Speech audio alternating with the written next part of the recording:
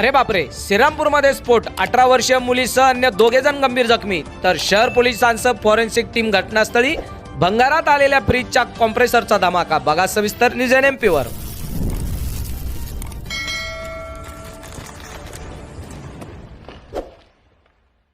श्रीरामपूर शहरातील नवी दिल्ली झोपडपट्टी वॉर्ड क्रमांक 2 येथे भीषण दुर्घटना घडली आहे.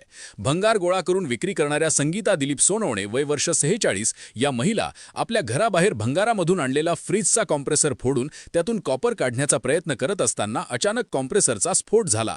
या स्फोटात बाजूला बसलेली त्यांची मुलगी रोशन दिलीप सोनवणे वय वर्ष 18 ही गंभीर भाजली असून तिला तातडीने उपचारासाठी PMT रुग्णालय लोणी येथे दाखल करण्यात आले आहे.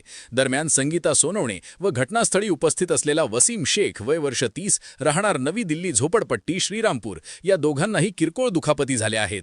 घटनेची माहिती मिळताच फॉरेन्सिक पथकाने घटनास्थळी भेट देऊन पंचनामा केला आहे. तसेच उपविभागीय पोलीस अधिकारी श्री भवर साहेब आणि पोलीस निरीक्षक नितीन देशमुख यांनीही घटनास्थळी भेट दिली असून पुढील तपास व कार्यवाही सुरू आहे. आम्हाला फिरोज पठाण यांनी फोन करून कळवले की नवी दिल्ली वार्ड नंबर 2 येथे काहीतरी कशाचा तरी स्फोट झालेला आहे.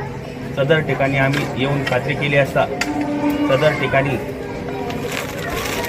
हे मिळून आलेले आहेत. हे कशाचे तुकडे ते अद्यापर्यंत काही सांगता येत नाही. फॉरेन्सिकच्या टीमने ते कलेक्ट केलेले असून सदरचे तुकडे पंचांच्या समक्ष आम्ही जप्त करीत आहोत.